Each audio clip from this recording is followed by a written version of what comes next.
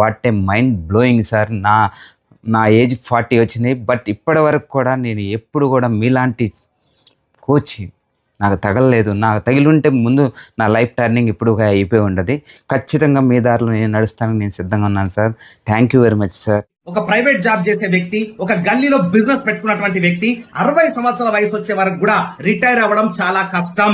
ఇన్ని రోజులని ఇంట్లోనే ఉండి థింక్ చేస్తూ కాలం గడిచేశాను. కానీ ఈ రోజు నుంచి మీ క్లాస్ వింటే నేను కూడా ఏదో ఒకటి సాధిస్తానని అనిపిస్తుంది. ప్రపంచంలో మనిషి అనే వాడికి విలువ లేదు సార్. మనిషి సాధించినటువంటి సక్సెస్ కే విలువ ఉంది, మనిషి సంపాదించినటువంటి డబ్బుకే విలువ ఉంది. జాబా, ఇంటి దగ్గర ఉండి వర్క్ చేసుకోవడమా, బిజినెస్ చేసుకోవడమా అనే సందిగ్ధంలో మేము ఉన్నప్పుడు సార్ మాకు మంచి ఒక సలహా ఇచ్చారు. మనం మన నెక్స్ట్ జనరేషన్ కి ఏ రకంగా రోల్ మోడల్ కావాలనుకుంటున్నాం? మనలాగా బతకాలనా లేకపోతే మనలాగా బతకొద్దనా? ఇలాంటి స్పీచెస్ చాలా వండర్ఫుల్ గా సమాజానికి ఎంతో ఉపయోగపడుతున్నాయి. ఒక్కొక్క తెల్లని